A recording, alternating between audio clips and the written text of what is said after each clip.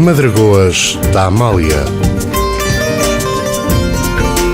com António Vieira. Muito boa noite, sejam bem-vindos a mais uma edição das Madragoas. Hoje vamos estar aqui à conversa a propósito de mais um livro. Este chama-se Hotel, os Bastidores. É mais um retrato da Fundação Francisco Manuel dos Santos que trazemos aqui às Madragoas. Mais uma autora, neste caso a Inês Brazão. Ela perguntava-me, antes de começarmos a falar, se não fazíamos aqui uma espécie de aquecimento para a conversa. Eu acho que o melhor aquecimento é a própria conversa e por isso, Inês, para aqueceres a voz, eu vou dar-te a oportunidade, antes de começarmos a falar sobre o livro, que te apresentes ao auditório da Rádio Amália. Então, eu sou socióloga, tenho feito algum percurso na investigação. Comecei por estudar mais a história das mulheres em Portugal, fazer uma história social das mulheres, das formas como o discurso, o Estado tem intervindo sobre, de certa forma, coercivamente sobre o que é ser mulher e o seu papel social. Depois houve um momento realmente importante no meu trajeto que teve que ver com o ir às memórias de um Portugal quase esquecido e que tem que ver com a forma como um grupo profissional que tem que ver com as criadas de servir desempenhou um papel na forma como zelava nas casas privadas pelas famílias. Isso constituía um grosso da história das mulheres portuguesas, porque elas cresciam e ao mesmo tempo trabalhavam, portanto desenvolviam-se enquanto mulheres na casa, num espaço, e tinham que de alguma forma corresponder a esses dois papéis, não é? De rapariga em crescimento e ao mesmo tempo de servidora. E a propósito, depois houve um momento em que, contactando com o António Araújo, que é quem dirige as edições da Fundação Francisco Manuel dos Santos, não é? Que dá agora aqui, que me deu esta oportunidade para escrever este retrato, de alguma maneira traçar uma ponte entre o que é a lógica do serviço nas casas e fazer a ponte para esta nova ótica dos servidores pessoais em espaços como os hotéis, que são uma realidade emergente e crescente e imponente cada vez mais também nesta cidade que é Lisboa e em Portugal também, como é evidente. Daí, de facto, a importância e o interesse deste livro. Já lá vamos ao livro. Antes disso, gostava de perguntar também como é que é o trabalho. Eu sei que depende de pessoa para pessoa, mas neste caso, utilizando o teu próprio exemplo, como é que é o trabalho de um sociólogo em Portugal? O que é que tu fazes? Também para que muitas vezes as pessoas e o grande público, digamos assim, embora eu não goste muito desta expressão, o falar sociólogo na televisão, os sociólogos falam às vezes em espaços de documentário, ou seja o que for, e nós não sabemos bem qual é que é o trabalho de um sociólogo. E aproveitando o facto de termos aqui uma socióloga, faço-te essa pergunta. É uma pergunta um pouco difícil de responder em pouco tempo. Em pouco tempo, é verdade. Aliás, eu acho que uma das coisas que por vezes é ingrata nas entrevistas é precisamente isso. É que quem está a fazer perguntas faz perguntas que são difíceis de responder por vezes até em 5 minutos e já é uma resposta longa. De qualquer das formas, eu lanço-te esse desafio. Querias aquecer, olha... Levas com estas perguntas. Sim, então eu faço um bocadinho uma pedagogia da história da sociologia, porque ela nasce para responder à complexidade das sociedades. Isto é, em tempos em que, de certa forma, os comportamentos estavam mais estagnados e não havia tanta mudança social, digamos assim, era mais possível e fácil prever os comportamentos.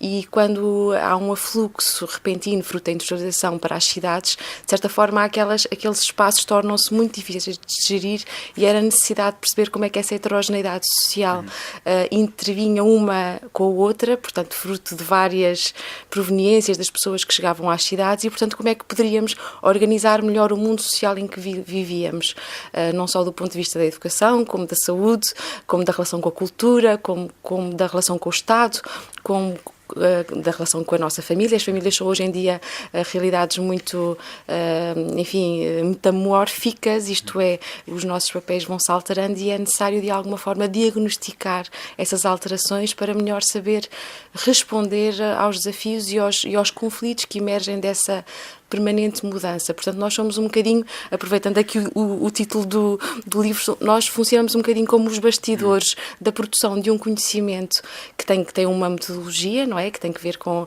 a recolha de informação sistemática sobre as populações, sobre os grupos sociais, de alguma forma, e depois de feito esse diagnóstico é melhor e é mais fácil compreender, por exemplo, no caso da escola, as questões do insucesso ou as questões que têm que ver com a forma como esse sucesso ou não depois vai tramitar para a questão do trabalho e, portanto, nós temos uma parafernália, se quisermos, de áreas em que podemos intervir.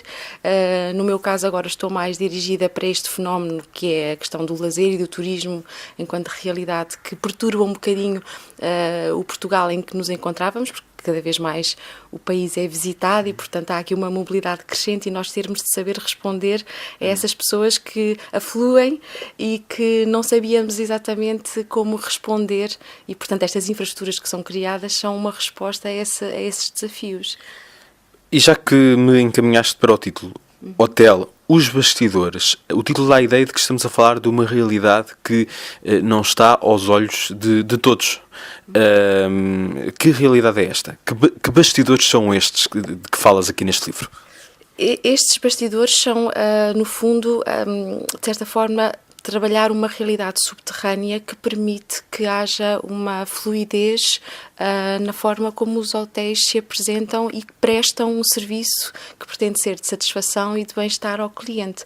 Por isso, se imaginares que entro pelo átrio, pelas portas circulares muito bonitas, por exemplo, dos ainda hotéis clássicos, normalmente dirigimos-nos a uma recepção para ser servidos, mas imediatamente a seguir a esse passo sabemos que há um conjunto de pessoas que estão já a preparar ou que já inclusivamente prepararam a forma como nos vão acolher. Estes são os zeladores ou os servidores, os cuidadores do nosso bem-estar, que muitas das vezes não interagimos de forma personalizada com eles, não chegamos a conhecer o seu nome, mas estão, no fundo, a repor aquilo que o hóspede onde eu vou ficar acabou de deixar, os seus vestígios, os seus despojos, quando eu entro numa realidade que é do meu quarto, a minha privacidade, da casa ambulante que escolhi para conhecer uma cidade ou porque vim trabalhar por algum pouco tempo, eu tenho a magia de ser produzido um espaço que desde o primeiro minuto é para que eu o invada e me sinta confortável nele.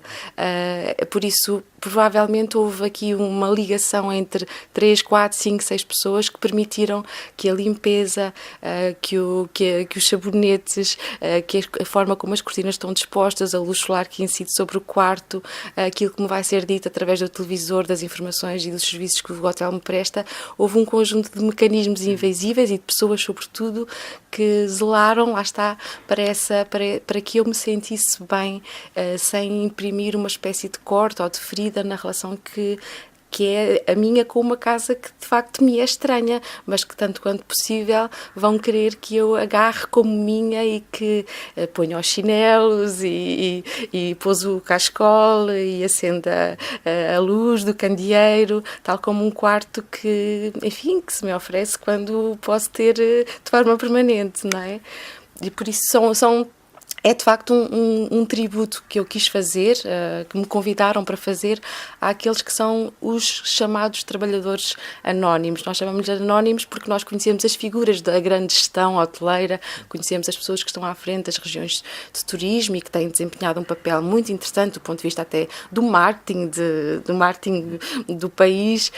Esses sim têm uma voz que pode ser ouvida para aliciar, digamos, de alguma forma ao mercado, mas há, enfim, todo um lastro enorme de pessoas que são, não queria usar o termo das formigas trabalhadeiras, não é? Mas que de alguma forma, e com gestos realmente muitas das vezes muito associados a um cansaço físico e mecânico e rotineiro, reciclam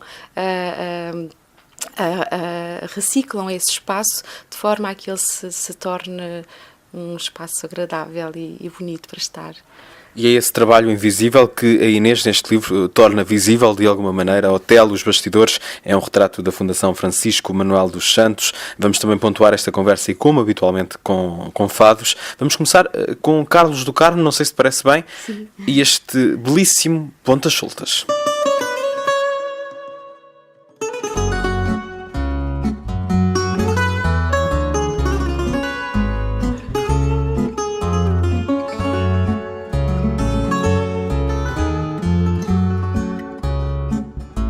Dizem que já não me queres, que há outro na tua vida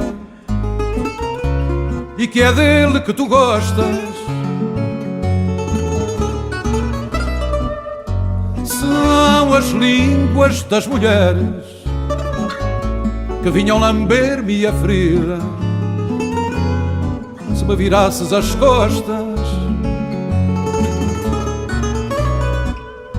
são as línguas das mulheres que vinham lamber-me a ferida. Se me virasses as costas,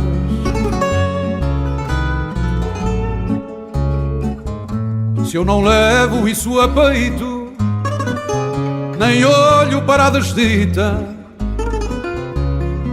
como coisa que se veja,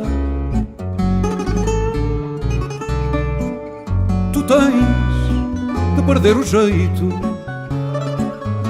de ser sempre a mais bonita e despertar tanta inveja. Tu tens de perder o jeito de ser sempre a mais bonita e despertar tanta inveja. Dizem que já me enganaste, soprando no meu ouvido fados de rara beleza. Não sei se me atraiçoaste, mas eu senti-me traído, mesmo sem ter a certeza. Não sei se me atraiçoaste, mas eu senti-me traído, mesmo sem ter a certeza. Nada disto acontecia se desses as tuas voltas sempre, sempre ao meu redor.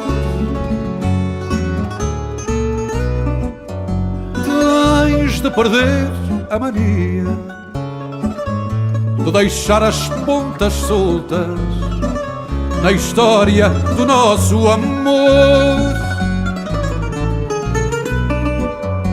Tens de perder a mania de deixar as pontas soltas na história do nosso amor.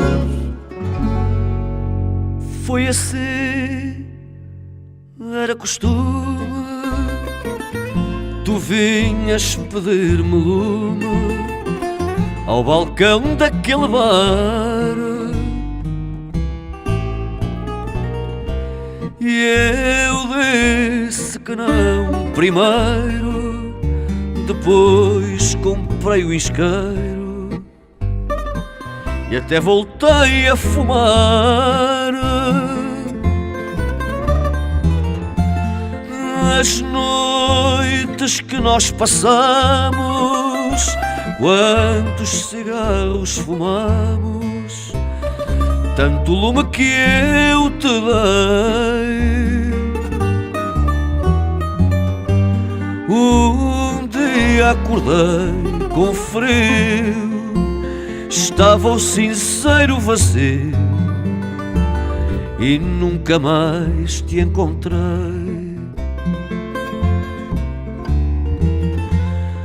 Mas ontem naquele bar, de repente vi-te entrar, foste direito ao balcão.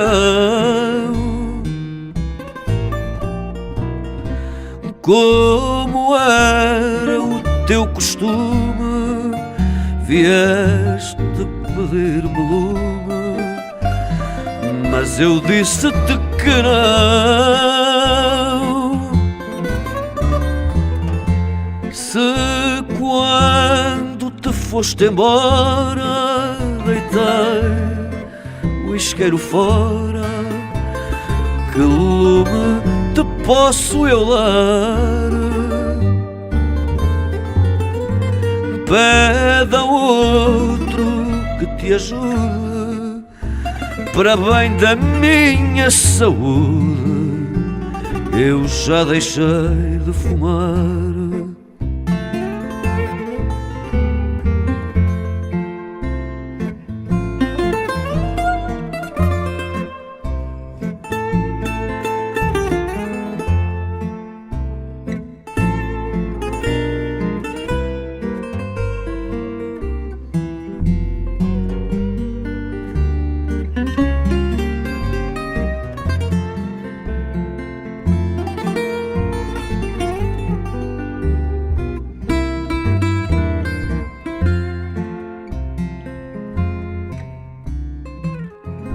Sem dormir de madrugada, ouvi teus passos na escada, vi da janela o teu carro, debaixo do travesseiro encontraste o meu isqueiro e acendeste-me o cigarro.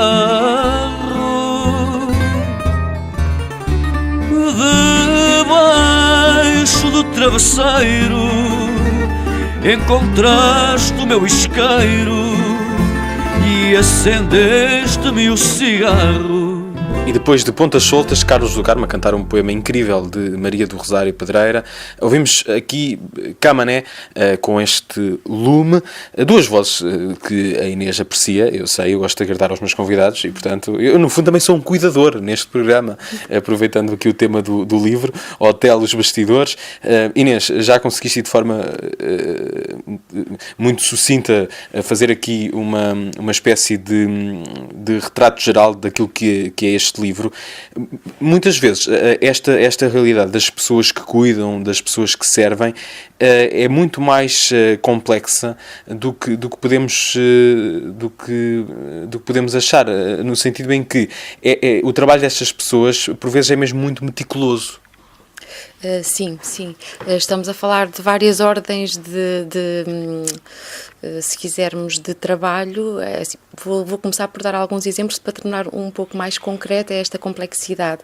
Se olharmos para o papel de um despenseiro, por exemplo, e foi uma das maravilhas que me foi apresentada, porque todos os dias nós temos, um hotel tem que fazer o aprovisionamento e o restauro de estoques, não é? Isso tem muito que ver com uma pressão constante para que aquilo que é servido do ponto de vista alimentar também tem, de alguma forma, uma relação com o que está a acontecer na sociedade. Por exemplo, o facto de, hoje em dia, os produtos terem que ter características como o serem não alérgicos, de terem especificidades de comida internacional. Portanto, há um conjunto de listas que são feitas diariamente e que fazem com que o hotel, a partir logo desde as 2, 3 da manhã, comece por receber primeiro a imensa variedade de pães, depois vêm os frescos que entretanto foram encomendados e que são transportados a partir dos grandes centros de fornecimento destes bens alimentares, os frescos, os peixes, as carnes, depois as conservas, e tudo isso é um mundo em grande escala, porque nós encontramos as compotas elevadas a 10, encontramos os pacotes de arroz elevados a muitas unidades que não têm que ver com a lógica da casa, e este despenseiro meticulosamente tem que repor exatamente naquele conjunto de prateleiras para que não haja confusão nem intermediação com os cozinheiros, com os chefes, por exemplo, e na forma como essa circulação de bens, portanto, é uma espécie de submundo que funciona sem que o cliente lá está se aperceba. Isso exige, portanto, uma ginástica, uma matemática do tempo para que, a partir das tais 6, 7 da manhã, toda essa variedade esteja disponível, porque há um conjunto de pessoas que vão assegurar, até do ponto de vista da estética do prato e da relação como ela é servida. Outra questão tem que ver com o próprio quarto, isto é, nós temos que imaginar que para as pessoas que funcionam ao nível dos andares, que são talvez das mais penalizadas do ponto do esforço físico e daquilo que lhes é pedido, muitas das vezes, e em hotéis em que a rotação é muito grande, não é? Sabemos que hoje em dia as pessoas podem apenas pernoitar por poucas horas, podem ficar numa cidade apenas como um ponto de intermediação para uma ou outra, essa reciclagem das camas, dos quartos, da limpeza e a relação que tem com a rouparia leva a que, por exemplo, uma empregada de andares tenha que carregar as chamadas gaiolas, que é por si próprio um nome pesado, não é? Porque ela vai quase como que enjaulada, ou ela tem 2 gaiolas, uma onde deposita tudo aquilo que são os sujos, aquilo que já foi usado, e tudo a outra gaiola com todo o conjunto de produtos que vai repor, transporta-o nos elevadores, mas depois também nos corredores, e tem que, muitas das vezes, fazer uma média de 16 a 20 quartos por dia. E não pode falhar esta matemática, porque, enfim, não só muitas das vezes por serem trabalhos mais subalternizados e pouco pagos, não correspondendo a esta métrica, pode ser posta em causa, não é? Portanto, não há, de certa forma, margem para o falhanço, não há margem para a preguiça, como muitas das vezes nós às vezes associamos a trabalhos que têm menos projeção, não é? Que são também mal vistos socialmente, mas o que eu fiquei também bastante impressionada foi com essa resposta, se quiseres, de uma grande entrega, de uma grande pressão a que são sujeitos estes trabalhadores para não falharem nessa organização e gestão diária e cotidiana. Isso impressionou-me bastante. E muitas vezes não é pressão a mais? Sim. É pressão a mais, é um problema que nós temos, não é? Porque se por um lado, assim, muitas das vezes fazem-se críticas hoje em dia ao crescimento exponencial e abertura de hotéis e outras categorias de equipamentos hoteleiros, das mais variadas formas, e a forma como Lisboa está de alguma forma a empurrar até inclusive residentes ou pessoas e expulsá-las dos centros das cidades.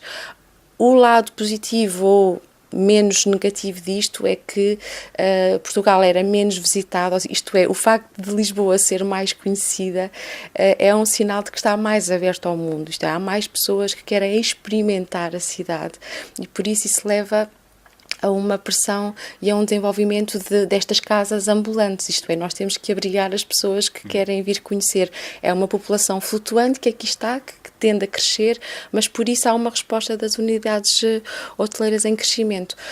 Isso faz com que haja se quisermos, um aumento também do número de trabalhadores que são necessários para garantir esta população ambulante, portanto há cada vez mais oferta do ponto de vista do ensino, dos técnico-profissionais para estas profissões ditas mais desqualificadas e do ponto de vista remuneratório, nomeadamente, elas são quase, muitas das vezes, eu diria, insultuosas para a carga de trabalho para que remetem. Isto é, estamos a falar muitas das vezes não apenas do salário mínimo, mas inclusive muitas vezes abaixo desse teto.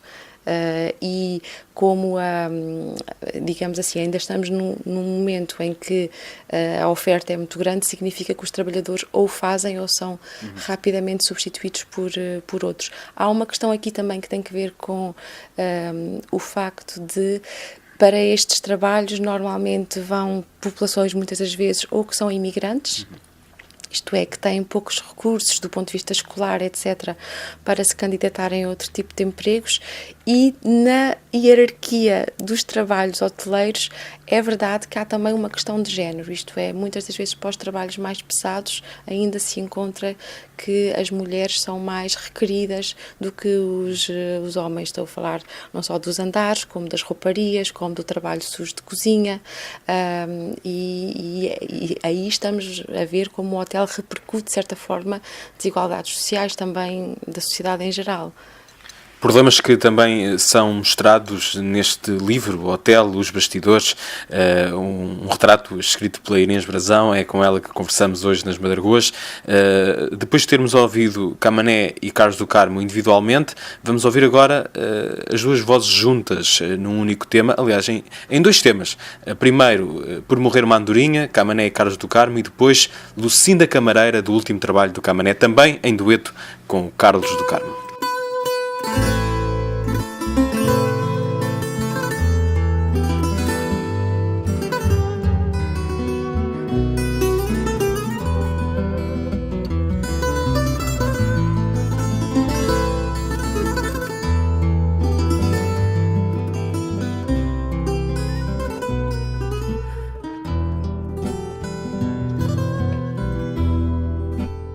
Se deixaste de ser minha dor,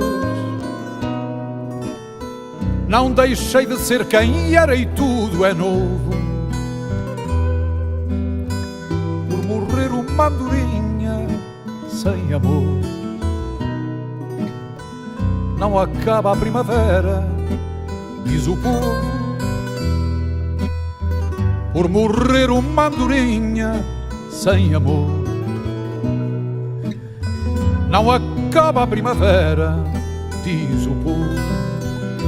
Como vês, não estou mudado, felizmente, e nem sequer descontente ou doutado. Conservo o mesmo presente do passado e guardo o mesmo passado bem presente. Conservo o mesmo presente do passado e guardo o mesmo passado bem presente. Eu já estava habituado a este fado e a que não fosses sincera em teu amor.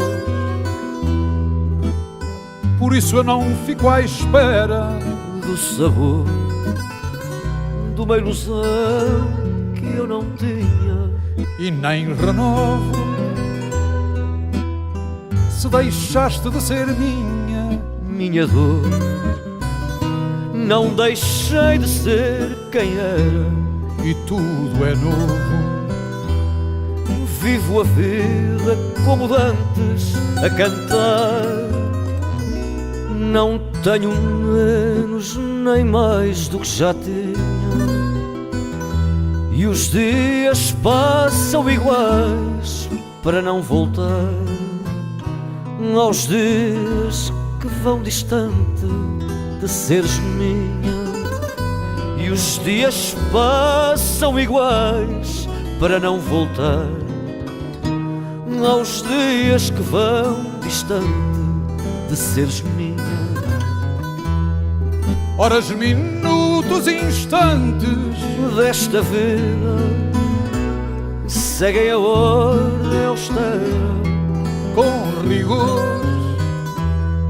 Ninguém se agarra à quimera sem valor do que o destino encaminha. E não é novo, pois por morrer uma andorinha sem amor,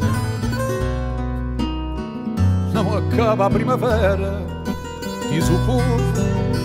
Por morrer uma andorinha sem amor, não acaba a primavera, diz o povo.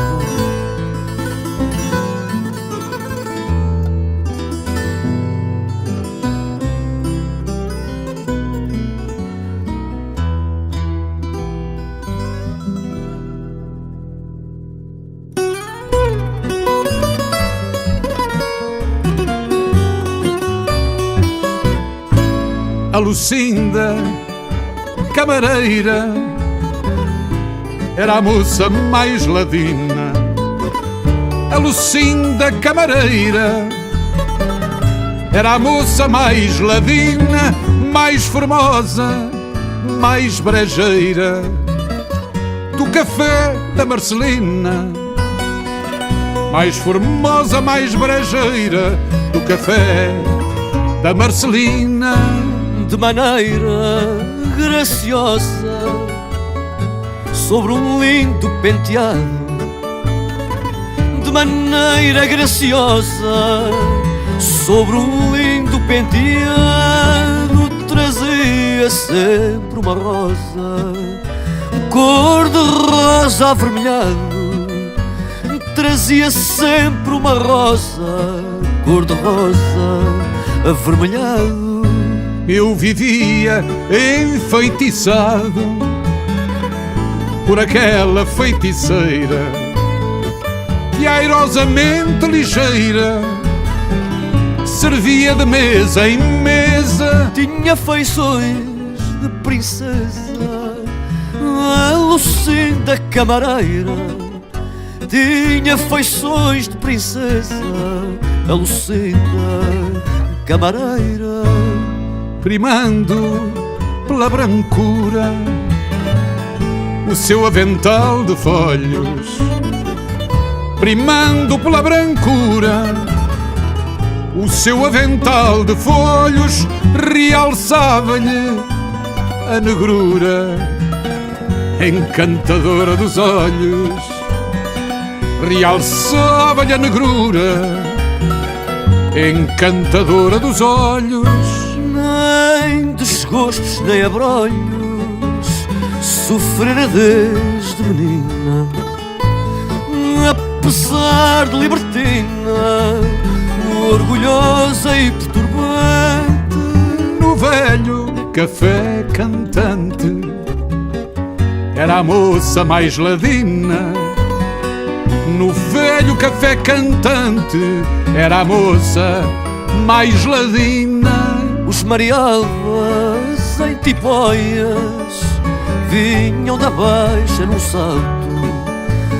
Os marialvas em tipóias vinham da baixa num salto ver a mais linda das joias ao café do bairro alto.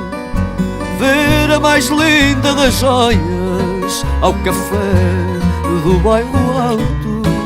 A camareira que exalto de tão singular maneira era amada pela cegueira que a palavra amor requer.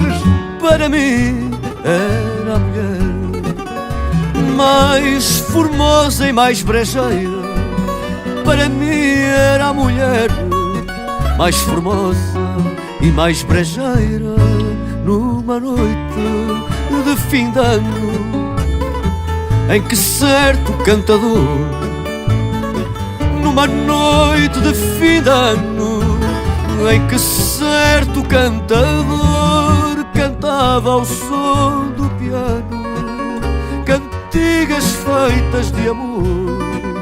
Cantava ao som do piano cantigas feitas de amor. Um cigano, um alquilador de tez bronzeada e fina, por afortunada sina, a Lucinda conquistou e para sempre a levou. Do café da Marcelina E para sempre a levou. Do café da Marcelina. Lucinda Camareira podemos encontrar no novo disco do Camané, Camané Canta Marceneiro, este dueto com Carlos do Carmo. Hoje converso com Inês Brazão, ela fala-nos deste hotel, Os Bastidores, é um retrato da Fundação Francisco Manuel dos Santos. Inês, e qual é que é a consciência dos trabalhadores em relação ao seu próprio trabalho? Eles fazem por vezes de forma muito maquinal apenas, ou também eles têm algo a dizer sobre aquilo que fazem? Eles, de certa forma, estamos aqui a fazer uma generalização, mas são pessoas de alguma forma muito bem preparadas, isto é, são trabalhadores de excelência. Há um lado de facto muito pesado e doloroso, eu estou a falar dos mais desqualificados, mas há depois, e isso eu tento remeter também para histórias que conto e peripécias dentro do livro, há um lado muito interessante na relação como estes trabalhadores, de certa forma, têm uma almofada de conforto em relação a tudo aquilo que são as suas exigências. É que eles, de alguma forma, são cúmplices, eles têm segredos dos clientes que os confortam, e muitas das vezes podemos estar a falar de pessoas que não viajam em família, não viajam acompanhadas, estão até, de certa forma, sós na cidade em que permanecem provisoriamente, e isso enceta, não raro, situações de alguma em que as emoções fluem, digamos assim, entre uns e outros.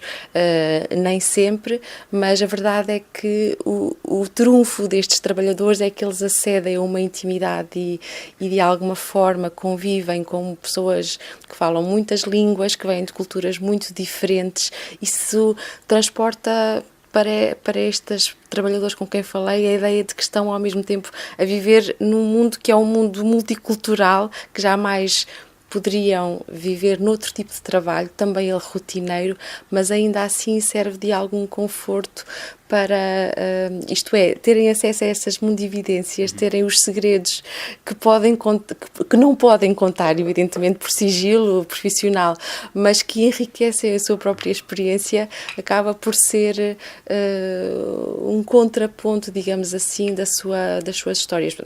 Encontrei muitas das vezes a ideia de que mesmo no espaço de um restaurante ou de um bar, é o barman que serve de cúmplice e de ouvinte das histórias que alguém...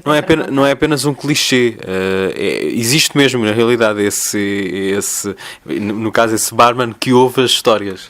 Sim, existe. Ele é bom, historicamente achávamos que era o padre que tinha este papel do confessionário, não é? Depois evoluímos um bocadinho para a ideia do psiquiatra ou do psicólogo que no espaço do consultório acaba por saber o que mais ninguém sabe, porque não temos coragem de o dizer, e isso para alguém que não voltaremos a ver eventualmente, não é? Que é este barman, e que não nos conhece e que por isso abre uma fronteira e de alguma forma pode funcionar como esse confessor a quem dizemos como nos vai a vida, é muito interessante.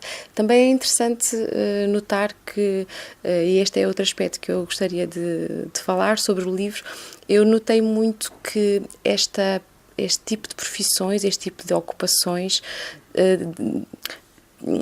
pedem um desempenho que tem que ver com a ideia de que nós os trabalhadores, quando estão na relação com o cliente, têm que desenvolver uma espécie de um teatro social, não é? Eles são treinados muito para a amabilidade, para o sorriso, para o conforto, para a gentileza.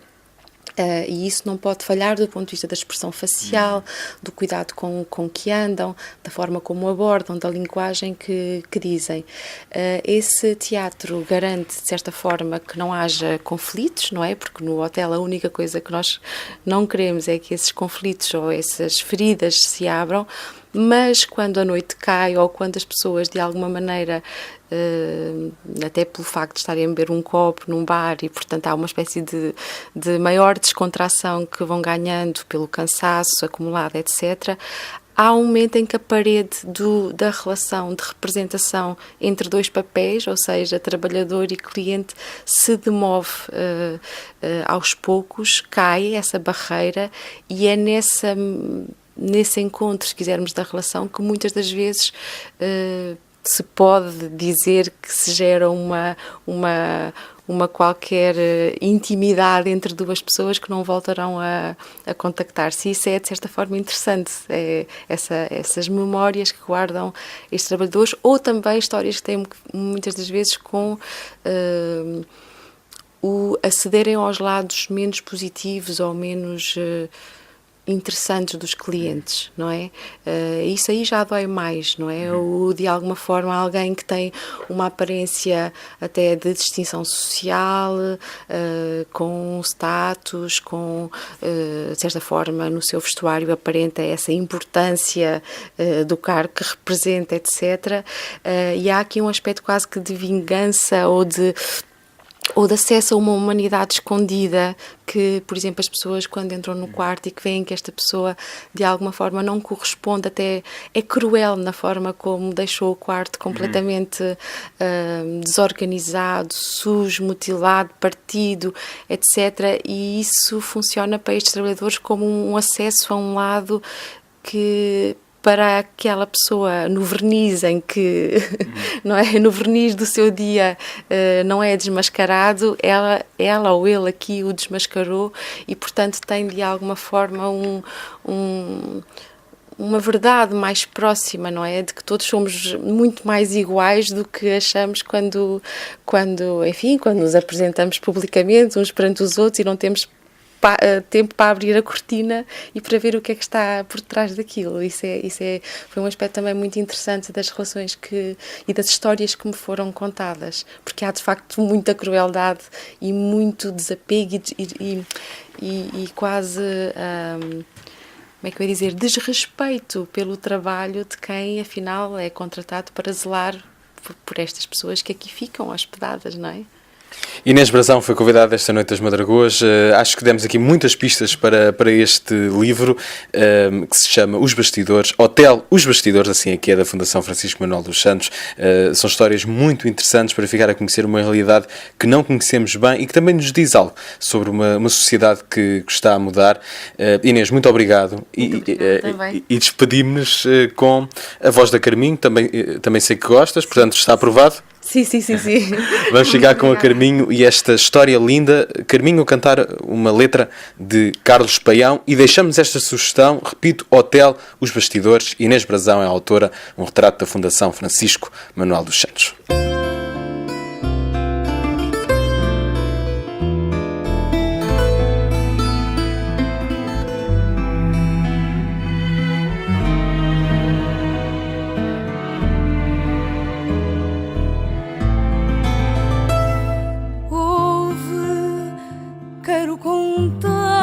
Uma história de amor, dessas que a gente já sabe de cor, igual a tantas que esta vida tem. Vais conhecer duas pessoas como outras quaisquer, dois namorados que foram viver a história linda de quem se quer bem, apaixonados com o tempo à frente, tinham carícias a queimar na mão, tocando a dor de quem se sente um escravo do seu coração, e num só corpo quando se abraçavam, beijando as horas com melancolia, nunca as palavras lhe bastavam para tudo que no peito havia. Ela, sempre bonita na sua ternura, dava alegria da forma insegura dos que procuram sonhar o real. Ele tinha um emprego nas ondas do mar, pescava os versos do seu navegar, e as despedidas sabiam-lhe só: adeus, querida, que me vou embora, levo as saudades que te vou deixar, hei de lembrar-te noite fora, assim como quem quer chorar. O mar é longe e longa a nossa espera, e as palavras vão de encontro ao cais. Adeus, querida, quem me dera que eu não partisse nunca mais. E depois os dois casaram como era suposto, sonhos na alma, sorrisos no rosto, como as pessoas mais belas do mundo, lado a lado, criando as ruas do seu dia a dia, dobrando esquinas que a sorte trazia, como nós todos fazemos no fundo. E então perguntas-me a razão da história, assim tão simples como respirar. Sabes, amar é uma vitória e a vida é simples de contar. Eu aprendi a perceber melhor a importância das coisas normais. É que eu fui filho desse amor, da história linda dos meus pais.